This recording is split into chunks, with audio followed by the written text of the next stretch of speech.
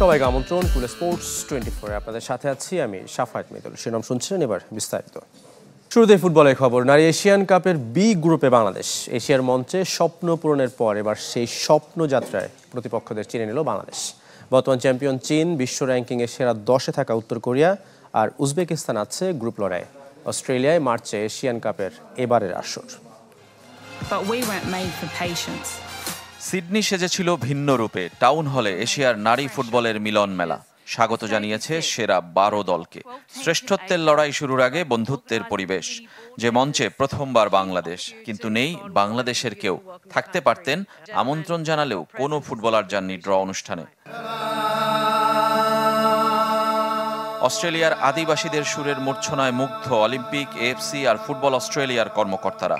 Trophy নিয়ে মঞ্চে আসেন এশিয়ার বর্তমান চ্যাম্পিয়ন চীনের লি মেং ওয়েন। যে চীনের সাথে গ্রুপে দেখা হয়ে যাবে বাংলাদেশের। 9 বারের চ্যাম্পিয়নদের সাথে লড়াইটা হবে কঠিন। তবে চীনের চেয়েও র্যাঙ্কিংয়ে এগিয়ে উত্তর কোরিয়া। বিশ্বের 9 নম্বর দল তারা।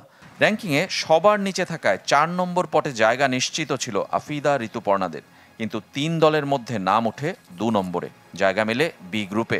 বাংলাদেশ আরেক সঙ্গী 2 দশক পর এশিয়ান কাপে ফেরা উজবেকিস্তান। সবশেষ খেলেছিল 2003 সালে। বাছাই পর্বে নেপালের সঙ্গে সমানে সমান লড়াই করে গোল ব্যবধানে যারা পেয়েছে চূড়ান্ত পর্বের টিকিট। অস্ট্রেলিয়া এ গ্রুপে আগে থেকেই নির্ধারিত ছিল স্বাগতিক অস্ট্রেলিয়ার নাম, সঙ্গী দক্ষিণ কোরিয়া, ইরান ও ফিলিপাইন। উদ্বোধনী ম্যাচে অস্ট্রেলিয়া ফিলিপাইন মুখোমুখি হবে।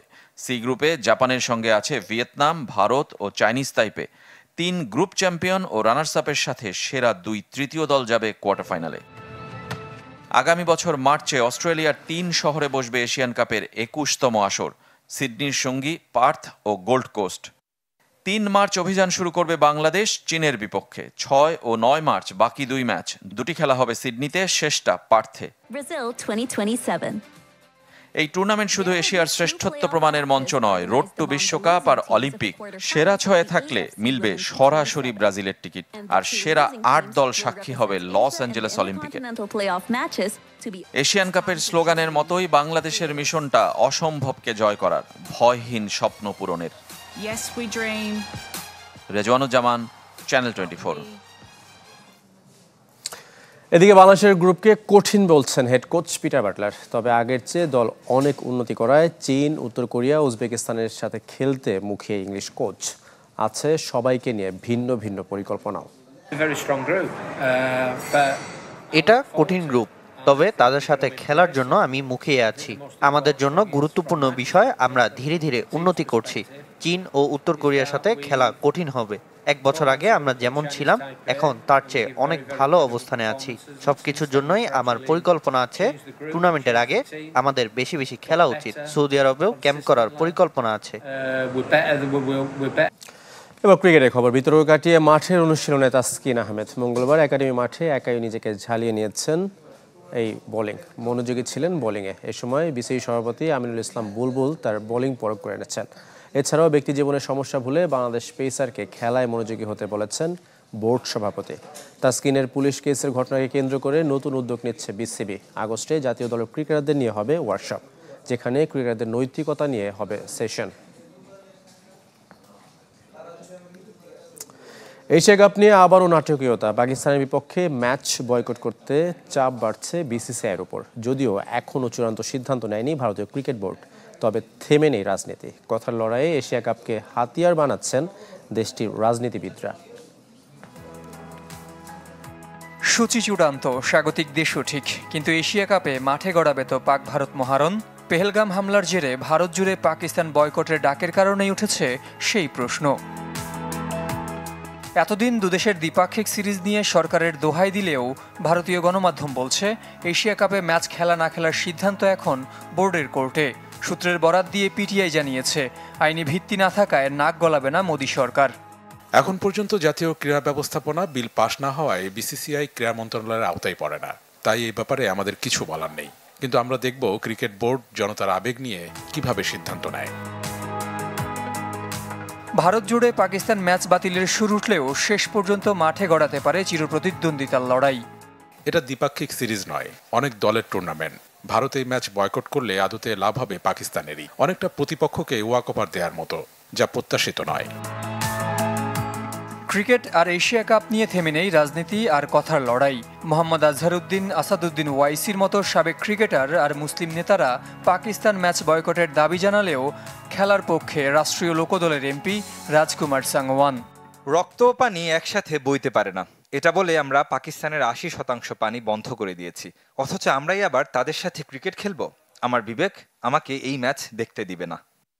সন্ত্রাসবাদে মদতদাতাদের যেভাবে আমাদের সেনাবাহিনী উচিত শিক্ষা দিয়েছে, সেভাবেই আন্তর্জাতিক মঞ্চে আমাদের ক্রিকেট টিম পাকিস্তান দলকে শিক্ষা দেবে।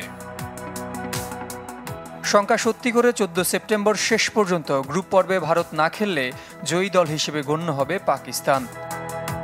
জহির সাগর, চ্যানেল 24। বিপিএলকে আরও আকর্ষণীয় ও লাভজনক করার পথে প্রধান অন্তরায় সময়। টুর্নামেন্ট পরিচালনায় আগ্রহী 5 কনসালটেন্সি প্রতিষ্ঠানের অন্যতম আইপিজির চেয়ারম্যান অনিল মোহান বলছেন, মডেল ও ব্যবস্থাপনা ঠিক করতে পারলে দারুণ একটা লিগ হবে বিপিএল। দায়িত্ব পেলে সে পথ দেখাতে চান তারা, যদিও এখনও কারোর সাথে চুক্তি করেনি ক্রিকেট বোর্ড। গোটা ক্রিকেট ব্যবস্থাপনায় পেশাদারিত্ব আনতে চায় আমিনুল ইসলামের ক্রিকেট বোর্ড। এরই মধ্যে চূড়ান্ত ঘরোয়া ক্রিকেটের ক্যালেন্ডার। 14 সেপ্টেম্বর এনসিএল টি-20 দিয়ে মৌসুম শুরুর পরিকল্পনা।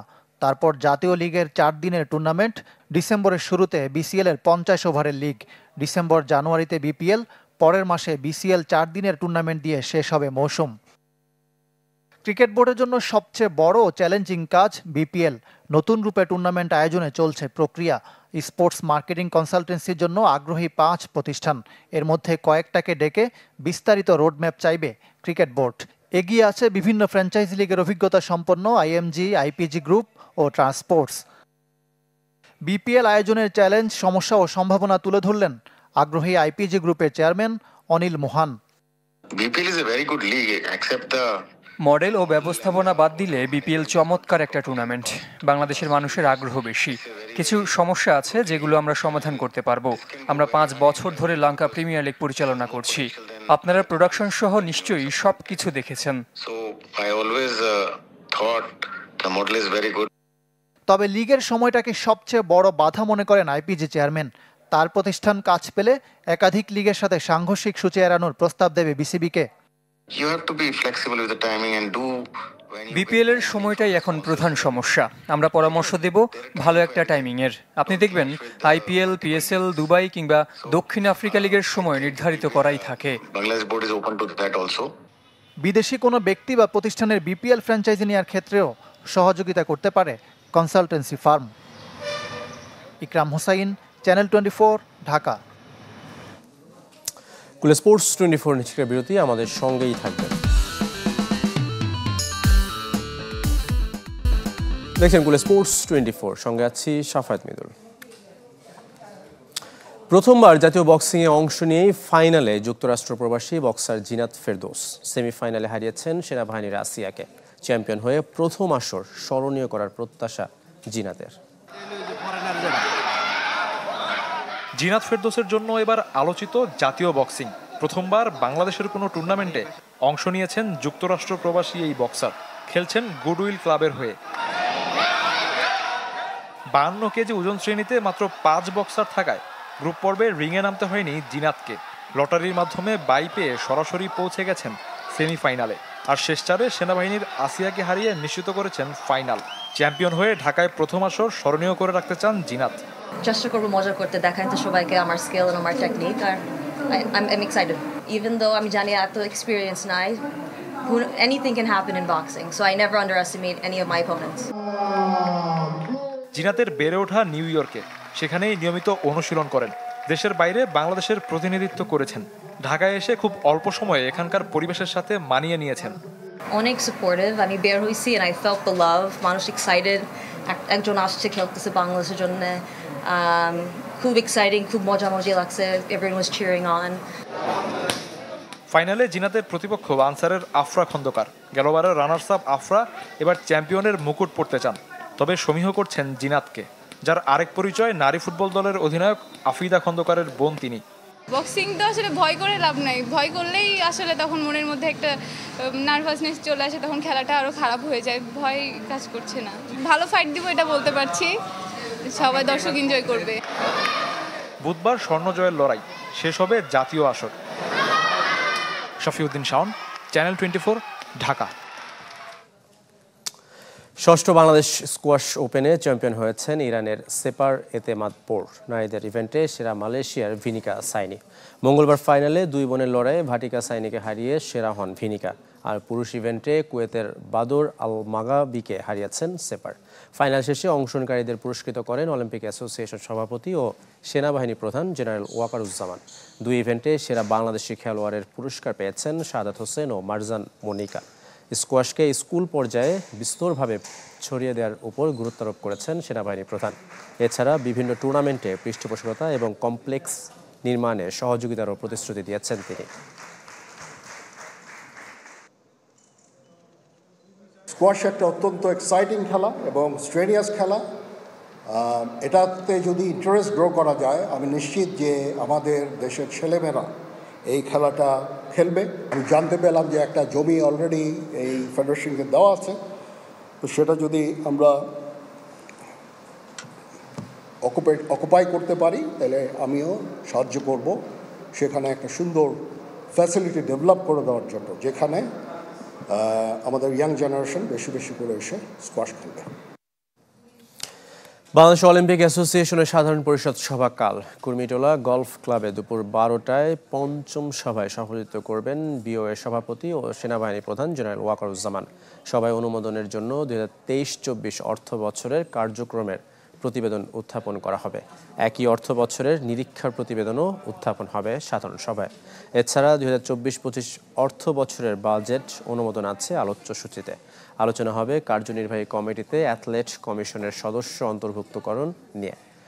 পরবর্তী সাধারণ পরিষদ সভা আয়োজনের তারিখও নির্ধারিত হবে এই বৈঠকে। বিবিধ আলোচনায় সম্ভাবনা আছে পরবর্তী নির্বাচন নিয়ে অভ্যন্তরীণ আলোচনার। শেষ পর্যন্ত পিএসজির চিরপ্রতিদ্বন্দ্বী দলেই যাচ্ছেন নেইমার জুনিয়র।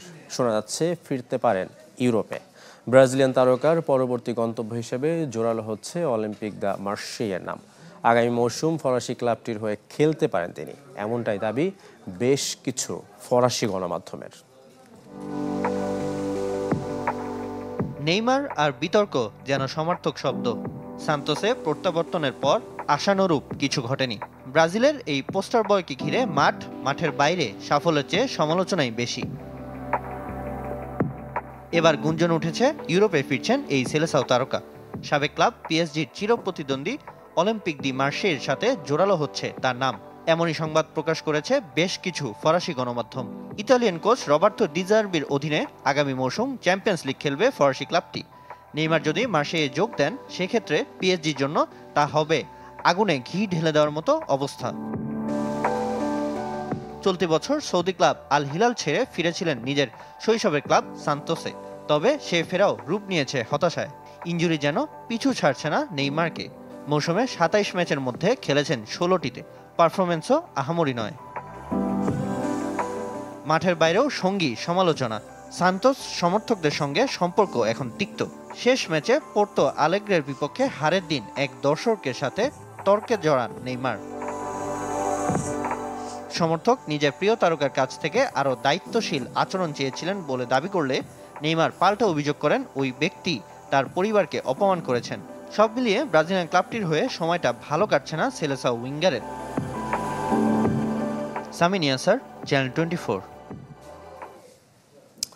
শেষ করবে কুলে স্পোর্টস 24 খেলার সময় আপডেট ও রিপোর্টগুলো দেখতে ভিজিট করুন facebook.com/sports24 টিম এই পেজে। ধন্যবাদ সঙ্গে থাকার জন্য।